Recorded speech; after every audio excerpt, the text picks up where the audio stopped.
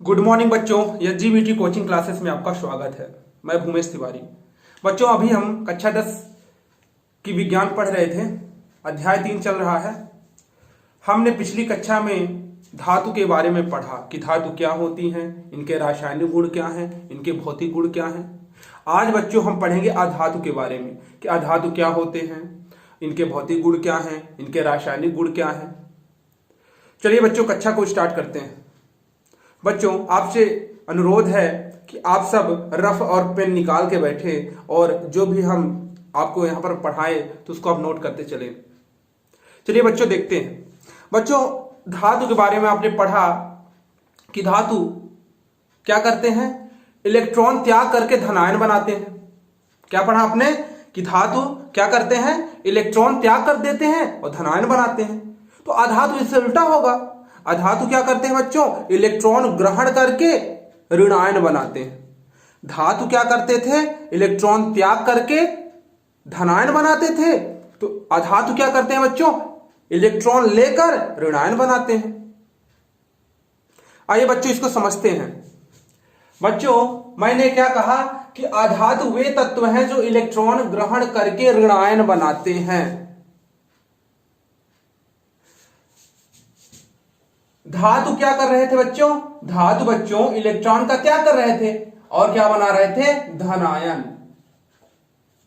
Electron क्या कर रहे थे बच्चों, धातु क्या कर रहे थे, इलेक्ट्रॉन का त्याग करके धनायन बना रहे थे। इलेक्ट्रॉन में होता है ऋणावेश, तो ऋणावेश दे दिए तो बचा क्या, धनावेश। लेकिन अधातु इसका उल्टा करते हैं बच्चों। अधातु जो होते हैं बच्चों वो क्या करते हैं बच्चों, इलेक्ट्रॉन ग्रहण करते हैं। क्या करते हैं, इलेक्ट्रॉन ग्रहण। और बच्चों इलेक्ट्रॉन में क्या होता है, ऋणावेश। तो इनको ऋणावेश मिल रहा है तो ये क्या बनाएंगे, ऋणावेश। तो बच्चों ये ऋणायन बनाएंगे। बच्चों ये इलेक्ट्रॉन ग्रहण करते हैं और इलेक्ट्रॉन में होता है ऋणावेश, तो ये ऋणावेश लेंगे तो क्या बनाएंगे, ऋणायन। आइए बच्चों इस उदाहरण से समझते हैं। बच्चों ऑक्सीजन तो आप जानते हैं, कार्बन भी आप जानते हैं, नाइट्रोजन भी आप जानते हैं। आपको इनके परमाणु क्रमांक तो पता होंगे। कार्बन का परमाणु क्रमांक कितना होता है, 6। ऑक्सीजन का कितना होता है, 8। नाइट्रोजन का कितना होता है, 7। तो बच्चों हम समझेंगे। देखिए बच्चों, हम कार्बन से समझते हैं। कार्बन का परमाणु क्रमांक कितना होता है, 6। पहले कक्ष में कितने इलेक्ट्रॉन आएंगे बच्चों, आपको पता है 2 इलेक्ट्रॉन आएंगे। अब कितने बचे, 4 बचे। तो इसके दूसरे कक्षक में कितने इलेक्ट्रॉन आ जाएंगे, 4 इलेक्ट्रॉन आ जाएंगे। तो आप ये बताइए कि दूसरे कक्षक में कितने इलेक्ट्रॉन होने चाहिए, 8। कितने इलेक्ट्रॉन होने चाहिए, 8। कितने हैं, 4। तो क्या इनकी कक्षा पूरी है, आप बोलेंगे नहीं है। तो जब इनकी कक्षा पूरी नहीं है तो ये अपने इलेक्ट्रॉन किसी को दे नहीं सकते, क्योंकि इनके पास कुछ पैसा नहीं है। इनके पास मान लीजिए आप किसी से उधार मांगने गए और उसके पास पैसा नहीं है, तो आपको क्या उधार देगा। तो ये तो किसी को दे नहीं सकते क्योंकि इनके पास खुद नहीं है। इनके पास पर्याप्त पैसा नहीं है, ये किसी को दे नहीं सकते। हाँ, ले सकते हैं। तो देखिए इनके पास 4 इलेक्ट्रॉन है, 4 इलेक्ट्रॉनों की इनके पास कमी है। तो ये इलेक्ट्रॉन क्या करेंगे, लेंगे। दे तो सकते नहीं है, तो ये क्या करेंगे, इलेक्ट्रॉन ग्रहण करेंगे। और इलेक्ट्रॉन ग्रहण करेंगे तो क्या बनेगा, ऋणायन बनेगा। और ऋणायन कौन बनाते हैं, अधातु। आप देख लीजिए नाइट्रोजन 7 होते हैं। पहले कक्ष में कितने इलेक्ट्रॉन, 2। दूसरे में कितने बचे, 5। 1 2 3 4 5। अभी भी इसको 3 चाहिए, 3 इलेक्ट्रॉन की कमी है इसमें। तो ये भी क्या कर सकते हैं, इलेक्ट्रॉन ले सकते हैं। क्या हुए, अधातु। इसमें भी देखिए 2 6। पहले कक्ष में 2 इलेक्ट्रॉन, दूसरे कक्ष में 6 इलेक्ट्रॉन। अभी भी इसको 2 चाहिए। तो ये सब क्या है, अधातु हैं। ये इलेक्ट्रॉन ले सकते हैं, दे तो सकते नहीं है किसी को। तो ऐसे तत्व जो इलेक्ट्रॉन ग्रहण करके ऋणायन, इलेक्ट्रॉन जब ग्रहण कर लेंगे बच्चों और इलेक्ट्रॉन में पाया जाता है ऋणावेश, तो बच्चों जब ये ऋणावेश ग्रहण करेंगे तो इनमें क्या बनेगा, ऋणायन बनेगा। तो इनको हम बोलते हैं बच्चों अधातु। क्या बोलेंगे बच्चों, अधातु। आइए बच्चों इनके भौतिक गुण देखते हैं।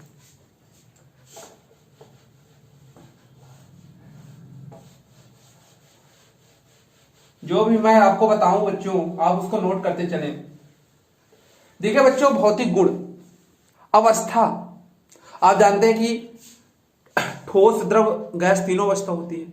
आप जानते हैं कि धातु ठोस अवस्था में पाई जाती हैं, लेकिन बच्चों अधातु जो होती हैं, अधातु प्रायः तीनों अवस्था में पाई जाती हैं। बच्चों जो अधातु होती हैं वो तीनों अवस्था में पाई जाती हैं। जैसे बच्चों सल्फर, कार्बन, ये सब ठोस अवस्था में पाए जाते हैं। क्या पाए जाते हैं बच्चों? ठोस अवस्था।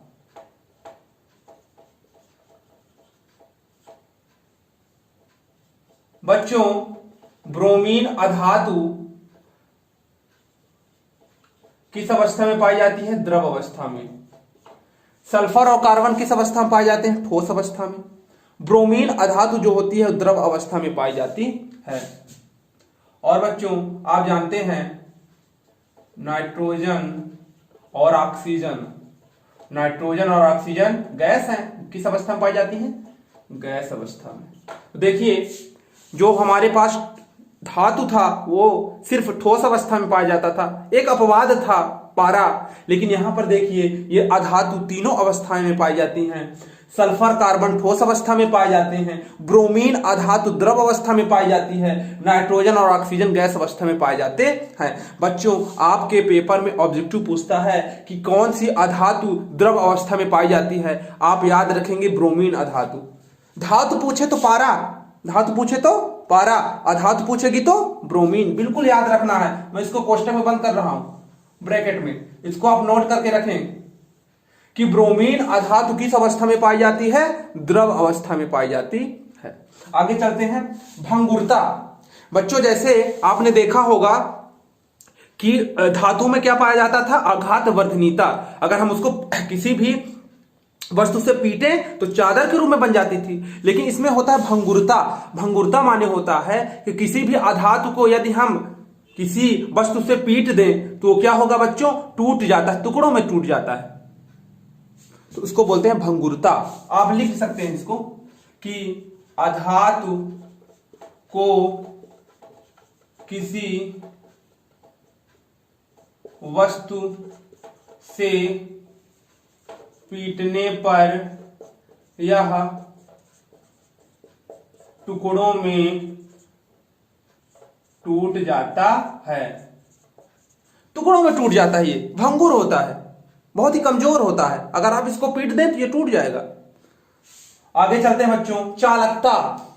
बच्चों हमने पढ़ा था, मैं इसलिए धातु को बार बार बता रहा हूं कि जब आपसे अंतर पूछेगा धातु और अधातु में तो आप इसके बेसिक पर कितने भी अंतर लिख सकते हैं। तो चालकता क्या होता था धातु में? धातु ऊष्मा और विद्युत की क्या होती थी? सुचालक होती थी, जिसमें चांदी क्या था? सर्वोत्तम चालक था। चालकता क्या लिखेंगे आप? जो अधातु होती हैं, अधातु विद्युत और ऊष्मा की कुचालक होती हैं। क्या होती हैं बच्चों? कुचालक। कुचालक माने ना ये ऊष्मा को प्रवाहित करने देती, ना ये विद्युत को अपने में से प्रवाहित करने देती, तो ये क्या होती हैं? कुचालक होती हैं। लेकिन बच्चों मैंने यहां पर लिखा अपवाद। आपको अपवाद जरूर याद के रखना है क्योंकि अपवाद ही पूछेगा। बच्चों आप कार्बन का एक अपरूप जानते हैं, ग्रेफाइट। कार्बन का एक अपरूप जानते हैं, ग्रेफाइट। आपने पेंसिल देखी होगी, पेंसिल की नोक ग्रेफाइट की बनी होती है। बच्चों ग्रेफाइट जो अधातु है, ग्रेफाइट, मैं यहां पर लिख रहा हूं ग्रेफाइट जो कार्बन का अपरूप है, कार्बन का ही रूप है, कार्बन का अपरूप। ग्रेफाइट जो कार्बन का अपरूप है वो बच्चों विद्युत का सुचालक है, विद्युत का सुचालक है। समझ में आया बच्चों आपको? ग्रेफाइट एक अधातु है जो कार्बन का अपरूप है, जो विद्युत का सुचालक है। बाकी सभी जो अधातुएं हैं विद्युत और ऊष्मा की क्या होती हैं? कुचालक।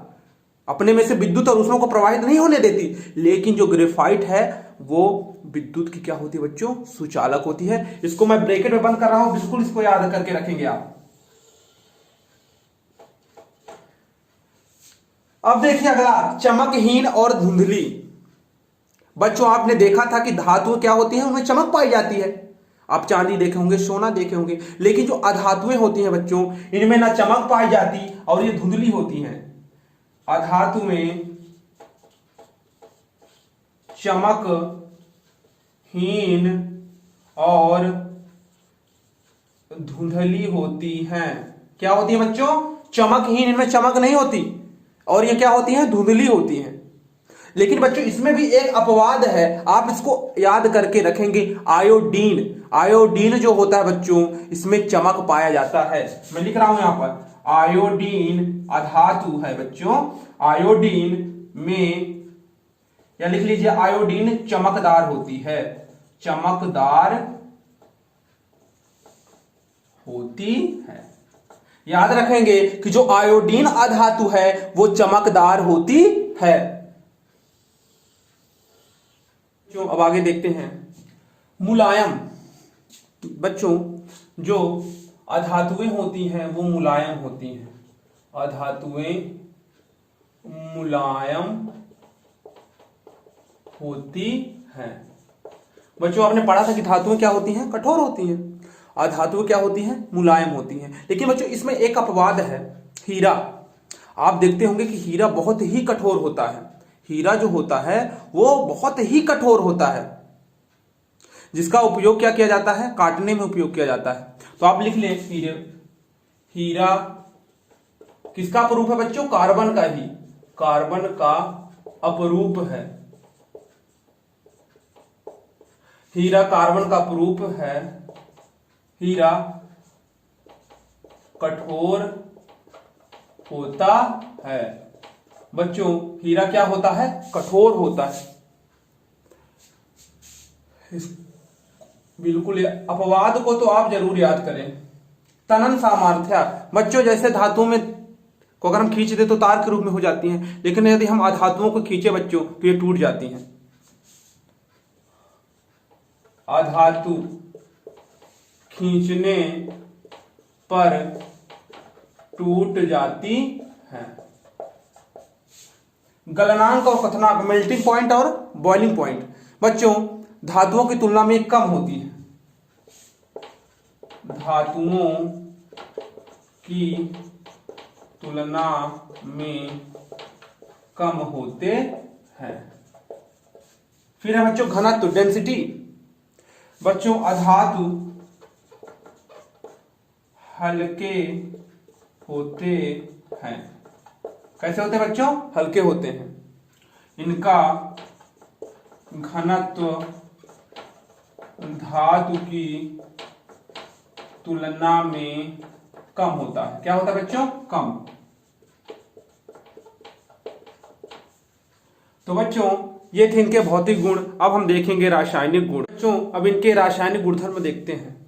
तो देखिए पहला, ऑक्सीजन के साथ क्रिया। ऑक्सीजन के साथ क्रिया कर अम्लीय और उदासीन ऑक्साइड बनाती है। बच्चों जैसे यदि हम कार्बन की क्रिया ऑक्सीजन से करा दें तो क्या बनेगा? Carbon monoxide. ये CO जो बन रहा है बच्चों, इसको हम पढ़ेंगे कार्बन मोनोऑक्साइड। इसकी जो प्रकृति होती है बच्चों, उदासीन होती है, न अम्लीय होती है न क्षारीय। क्या होती है इसकी प्रकृति? उदासीन।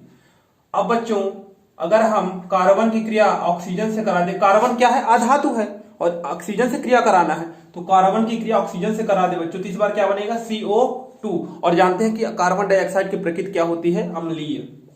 क्या होती है? अम्लीय। तो देखिए बच्चों ऑक्सीजन के साथ क्रिया कर अम्लीय और उदासीन ऑक्साइड बनाते। ऑक्साइड माने जहां ऑक्सीजन हो।